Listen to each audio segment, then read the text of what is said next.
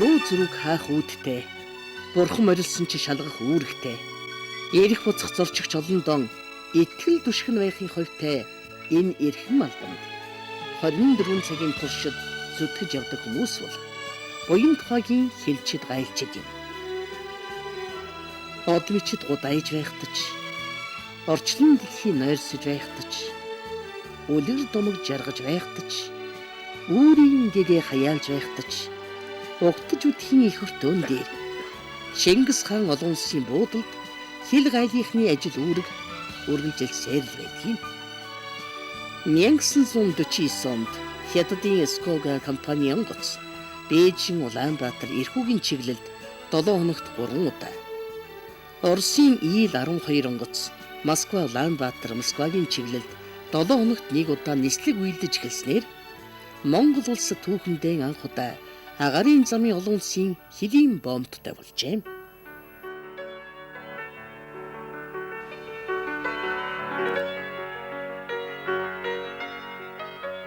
Өнөөдөр Нят, Ари Монголия, Easons Airways, Aeroflot, Air China, Korean Air зэрэг авиакомпани агарын хөлгүүд Улаанбаатар Сөүл, Улаанбаатар Токио, Улаанбаатар Бээжин, Улаанбаатар Москва, Улаанбаатар Берлин, Улаанбаатар Ирхүү, Улаанбаатар Хөхөт, Улаанбаатар Хайлаар зэрэг 10 гаруй чиглэлд нислэг үйлдэж байна. Бүгд наримдах Монгол Ард улсын дотоод явдлын яамны 1949 оны 11-р сарын 10-ны өдрийн 1188 тоод тушаалаар Улаанбаатар хотын аэропортын байцаа өнгөрүүлэхийг байгуулж 11-р сарын 20-ны өдөр албанд дагаж мөрдөх төр заврыг батлан гаргаж хэлийн хяналтын байцаалтын ажил ачаа тийш шалгах гайлын ажлыг давхар гүйцэтгүүлэхээр 2 хүний оронтоо шийдвэрлэж өгсөн байна. 1980 оноос хэлийн ба дотоодын цэргийн удирдах газрын харьяа Тэг 218 дугаар тусгай салбар болж улмаар 1993 онд анги болон өргөцсөн юм.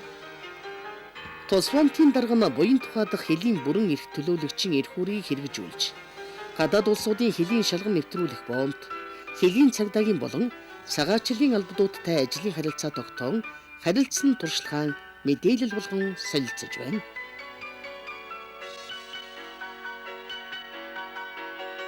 1949 онд буян тухайгийн агарын хэлийн бомбтод гайлын хяналтыг явуулж эхэлснээр гайлын бие даасан нэгж байгуулагдаж 1950-аас 80 онд Нисх онгоцны төв буудал дахь гайлын салбар, 1980-аас 90 онд гайлын хороо, 1990-ээс 95 онд Улаанбаатар хот дахь гайлын газрын харьяа буян тухай дахь гайлын байгууллага нэртэйгээр ажиллаж байгаад Монгол улсын гайлын ерөнхий газрын даргын 1995 оны 247 тоод тушаалаар буян тухай дахь гайлын газар болон өргөцсөн юм.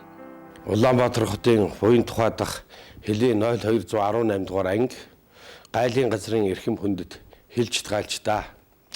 Монгол улс дагаарын хэлийн бомб үүсгэсний 60 жилийн ойг тохиолдуулан та бүхэнд болон таны гэр бүлд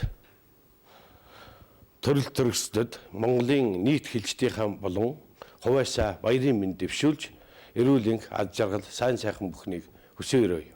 Амжилт ололтоор дүүрэн 60 жилийн түүхт ойн баяраа манай хэлжид гайлчид ийхүү хамтран тэмдэглэж байгаа нь Монгол улсын хил хамгаалах болон гайлын байгууллагуудын харилцаа хамтын ажиллагааны илрэл болж байна. Мөр зэрэгцэн ажиллаж ирсэн сайхан боломжтой хэлжид гайлчдын буухайг үргэлжлүүлж буурал түүхийн 160-ны хугацаанд буян тухай дахь хэлийн шалган нэвтрүүлэх анги гайлын газар Монгол улсынхаа үндэсний аюулгүй байдлыг хангах ариун үйлсэд сэтгэл нийлэн нэгт хамтран ажиллаж ирсэнд бид сэтгэл хангалуун байна. Хэлжид гайлчид та бүхэн төр ард түмэндээ өргөсөн тангараг Монгол улсын хуулиар хүлээсэн үүргээ нэр төртэй гүйцэтгэж ирсний үр дүнд тус бомбын үйл ажиллагаа олон улсын стандартад хүрч байгааг баярын өнөөдөр тэмдэглэн хэлэхэд таатай байна.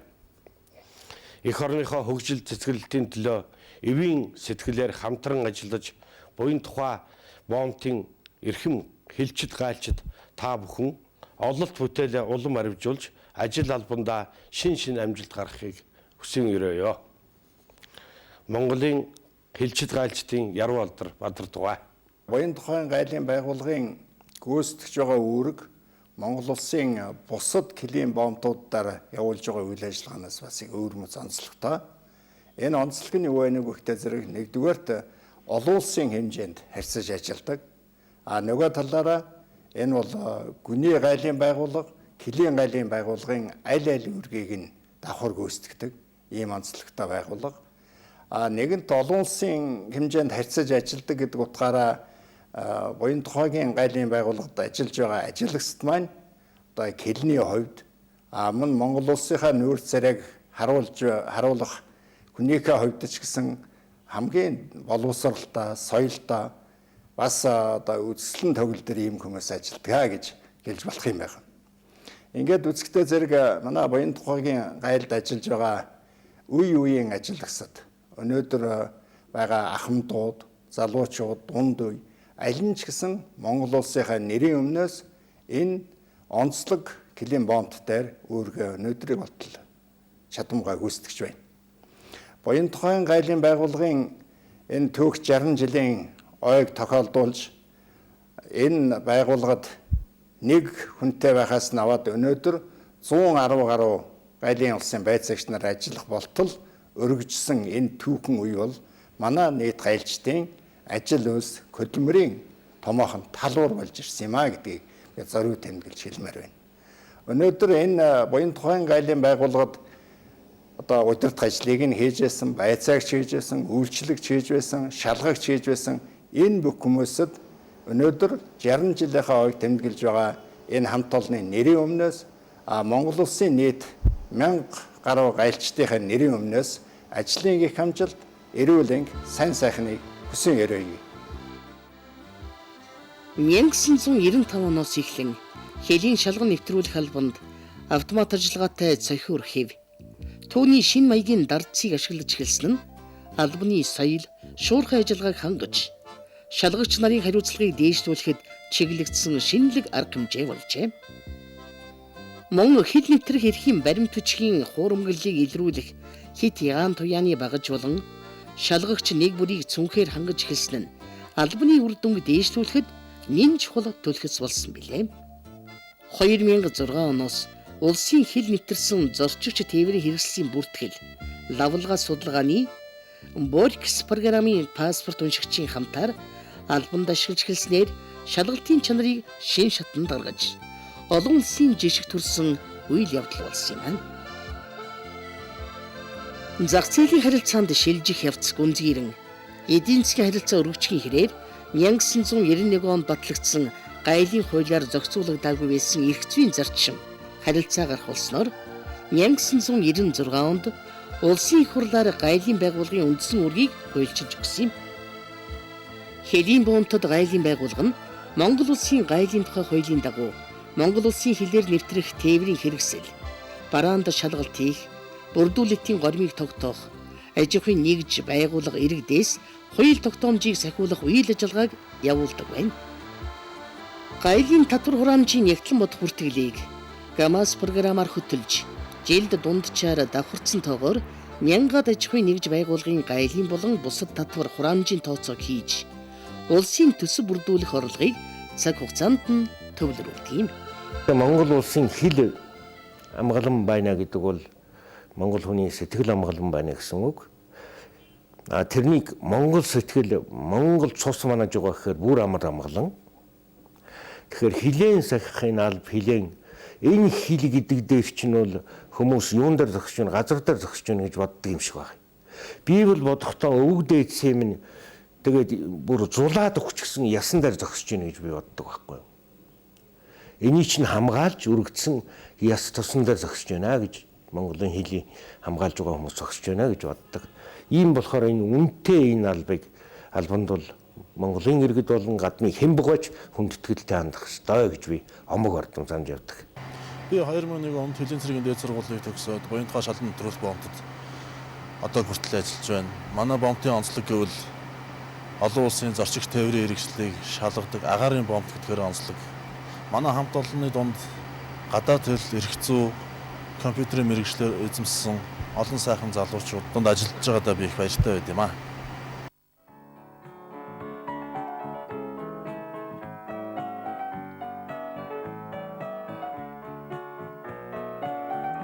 Ажилтнуудын 90.6% нь дээд боловсралтайгоос 34.3% нь цэргийн, 40.9% нь иргэний дээд боловсралтай бол 46.5% нь эрхтэй, 53.5% нь эмэгтэй ажилтнууд бөгөөд 25 хүртэлх насны залуучууд 20.4, 26-аас 35 хүртэлх насныхан 50.2%-ийг эзэлж байна. Чингис хаан олон улсын буудлын удирдлагатай хамтран хэдийн хяналтын байгууллагуудын үйл ажиллагааны дистраллыг засгийн газрын 2002 оны 20 дугаар тогтоолын дагуу зохион байгуулж, шалгалтын кабинуудыг шинжилсэн нь зорчигчдын 5 тухайг хангах, үйлчилгээний соёл, шуурхай байдлыг дээшлүүлэхэд чухал арга хэмжээ болсон бөгөөд нэгж хугацаанд шалгаж нэвтрүүлэх зорчигчдын тоог нэмэгдүүлсэн юм. Ажилтнуудын мэргэжлийн болон гадаад хэл, компьютерийн мэдлэг, дадлаг чадварыг дээшлүүлэх, харьцааны соёлыг сайжруулах, төрийн үйлчилгээний шуурхай байдлыг хангах чиглэлээр олон ажил төлөвлөн хэрэгжүүлснээр албаны ажлын үр дүнг дээшлүүлсэн байна.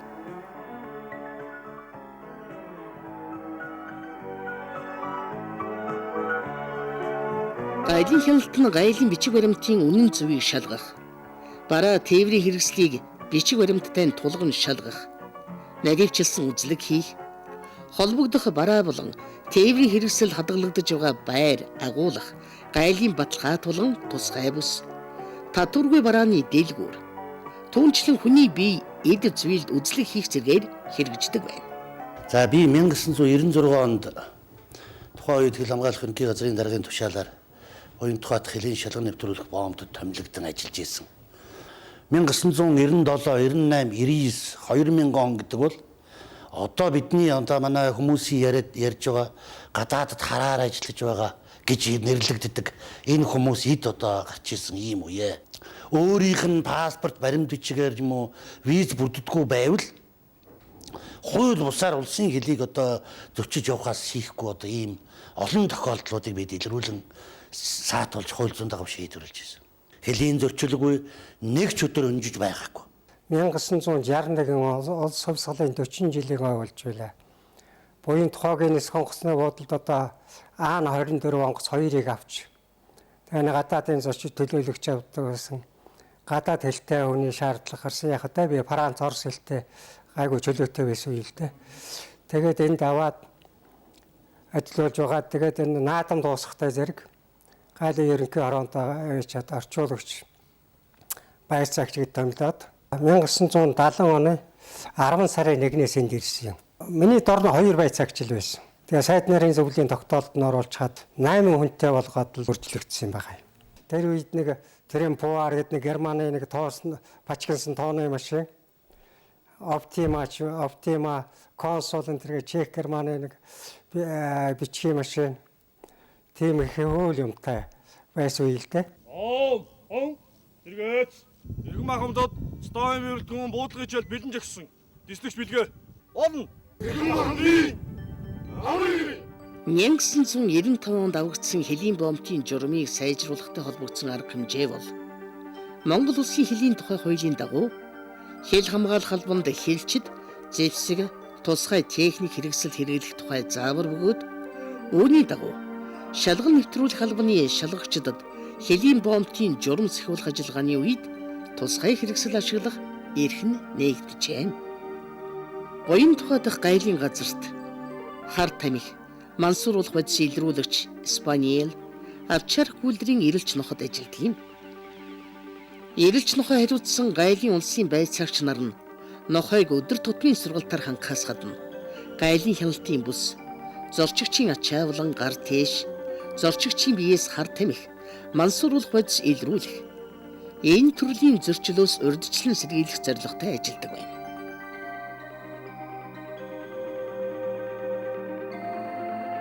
Батлан хамгаалахын болон дэд бүтцийн сайдын 1998 оны хамтарсан тушаалыг хэрэгжүүлэн агаарын хөлгийг шалгах шалгалтын гормыг өөрчилж, тээврийн хэрэгсэлд хэл зөрчигч нуугдах хэлбэрийн зөрчлийг таслан зогсоох талаар зохион байгуулалтын болон хяналтын шалгалтын төрөл бүрийн арга хэмжээг шат дараалан авч хэрэгжүүлснээр уг хэлбэрийн зөрчил гарах нөхцөл бүрэн хаагджээ. Уян тухайд хэлийн бомбтоор гайлын хууль тогтоомжийг зөрчиж байгаа зөрчил бол баггүй цөөнгөө бол гардаг.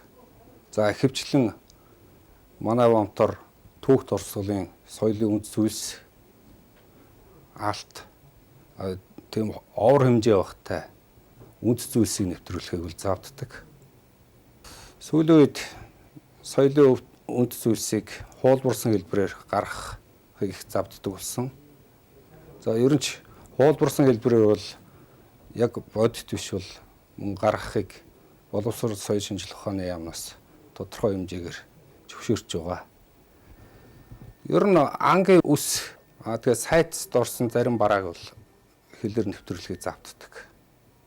Тухайлбал одоо ирвэсний арьс, ирээн хүрэн, шонхор шууг бол ганцхан буян тухай бомбтор л хэлээр нэвтрүүлдэг. Манай бомбтор энэ тусгай хяналтанд төрийн цагдаа болон тагнуулын байгууллага, хэлийн мэргэжлийн хяналт, гайлын байгууллагууд хамтран үзлэг шалгалт хийж нарийн хяналтанд орон нэвтрүүлдэг.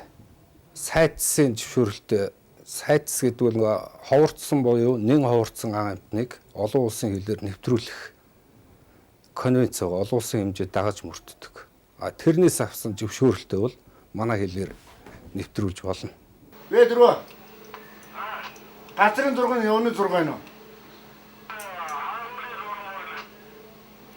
Тэгээ асуу наас хаан ямар шугамар ирсэн юугаар явж байгаа гэдэг асуух хэрэгтэй байна да.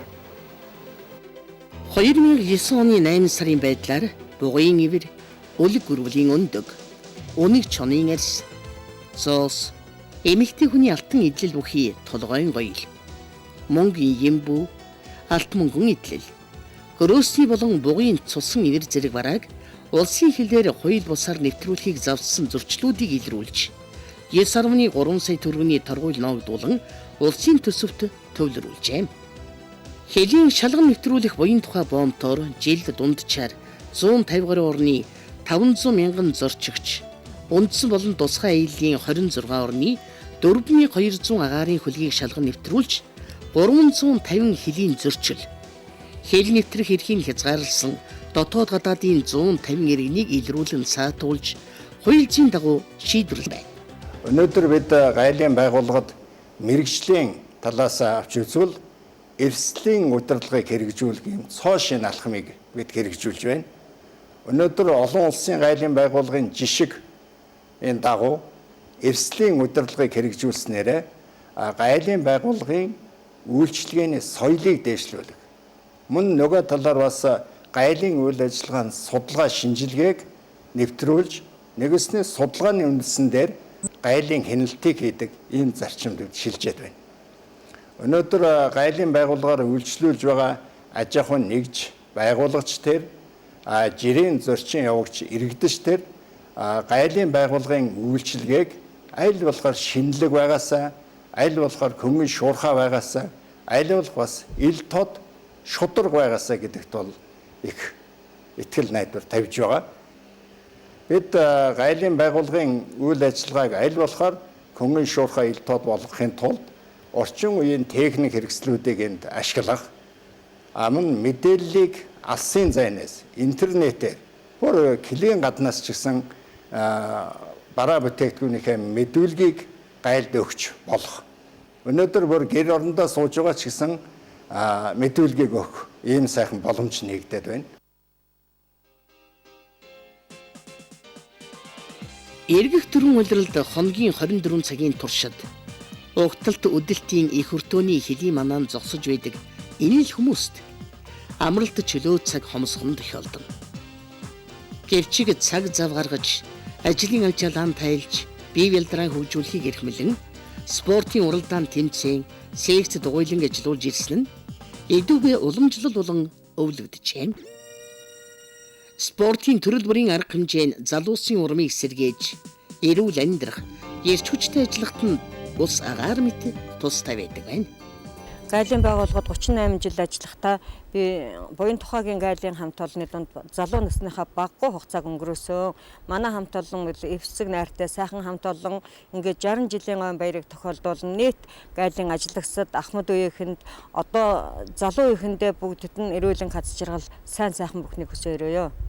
За миний би 1979 оноос эхлэн энэ шалган нэвтрүүлэх боомтод улс төрийн орлогч, ахлах шалгагч, орчуулагчаар ажиллаж байсан. За намайг анх 79 онд ирэхэд нэргүй хурандаа дарга нь байсан Баяр Магна гэдэг Ахмад сайн болд, ирээбүү, оюун чимэг, уян насан гэж ахлагч, төрөөч, бол зориг гэд 10-аад хүнний бүрэлдэхүүнтэй ажиллаж байлаа.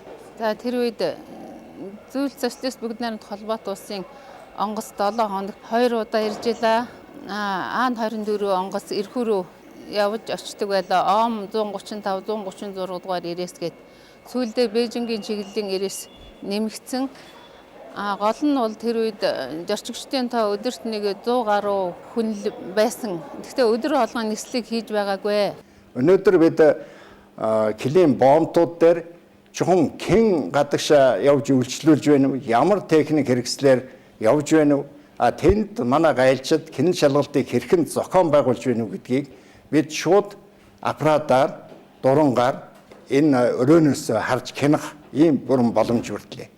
Энэ бүхэн бол манай нийт гайлчдын маань хөдөлмөр бүтээл төр засгаас энэ гайлын байгууллагынхаа үйл ажиллагааг шинжлэх, сайжруулах талаар авсан дестерат олон арга хэмжээний нэг хэсгээ гэж хэлж болно. Буян тухай гэдэг нэр Монгол хүн бүрийн сэтгэлд ойр дотно. Тэгвэл хил гайлын албанд цэрэг залуу нас сэтгэл зүтгэл хөлс хүчээр зориулсан Ахмадуудад буян тухай гэдэг энэ газар эцгийн гэршиг нь ээлтэй бас дулаах байжээ. Хатуухан алба цагийн уртад зүтгэж явсан Ахмадууд маань уулзсан учрахтаа соглогхон бас залуухан эгээл хүүгчиг зогчих шахам дүрсгүй болчихсон инээд цалгуулан байцгаана. Уламжлал өөрөө шинжилгээнд дагуулж явдаг болохоор Ахмадууд маань залгам чалагаан бэлтгэсээр дадлаг туршлагаан өвлүүлсээр агаарын хилийн түүхийг баяжуулан зузаалсаар явцгаана. За манай ангийн буюу буян тухай боомтын гол онцлог нь Монгол улсын агаарын хилээр зочд тээврийн хэрэгслийг шалган нэвтрүүлдэг. Бүтэн 365 хоног 24 цаг ажилладаг. Ийм онцлогтой улсын нийслэл байрладаг олон улсын боомт юм аа. Гадаад хотуудын 10 гаруй авиакомпани дэлхийн олон хотуудад нислэг үйлдэж зочигч тээвэрлж байгааг бид шалган нэвтрүүлж байна. Эдийн тэг 218 дугаар анги нь Монгол улсын агаарын хилээр зорчигч тээврийн хэрэгслийг шалган нэвтрүүлэх үүргийг удирдлага штаб, хилийн тагнуулын тасаг, ард тал, санхүү, шалган нэвтрүүлэх заставууд гэсэн бүтэц зохион байгуулалтайгаар үүсгэж байна. За буян тухайд гайлын газар хамт олон Монгол улсын гайлын тухай хуульд заасан үүрэг хаан дагуу Монгол улсын тусгаар тогтнол эдийн засгийн аюулгүй байдлыг хамгаалахад зөвхөн нэмэр оруулж Монгол улсын агаарын хилээр нэвтрэх зорчигч тэдгээрийн ачаа тэш гайлын хилээр нэвтэрч буй бараанд гайлын хууль тогтоомжийн дагуу хяналт шалгалт хийх, гайлын хуульд заасан үүргийнхаа дагуу улсын төсвийн орлогыг бүрдүүлж гайлын хилээр нэвтрэх зорчигчдод гайлын хяналтыг хэрэгжүүлэх ажлыг зохион байгуулан ажиллаж байгаамаа. За 2009 оныг гайлын ерөнхий газраас оюунлаг ил тод нээлттэй гайл болох зорилт дэвшүүлсэн энэ ажлын хүрээнд тус гайлын газрын хамт олон гайлынхаа үйл ажиллагааг одоо олон түмэнд ил тод нээлттэй болгох гайлын бүрдүүлэлтийн үйл ажиллагааг хөнгөн шуурхаа үйлчлүүлэгч нарт одоо чирэгдүүлгүй үйлчлэх ийм зорилгыг тавьж байгаамаа. 2009-с 2012 он хүртэл Монгол улсын гайлын байгууллагыг хөгжүүлэх стратеги төлөвлөгөөний дагуу гадаад худалдааг хөнгөвчлөх, гайлын бүрдүүлэлтийг хялбарчлах, гайлын хяналт бүрдүүлэлтийг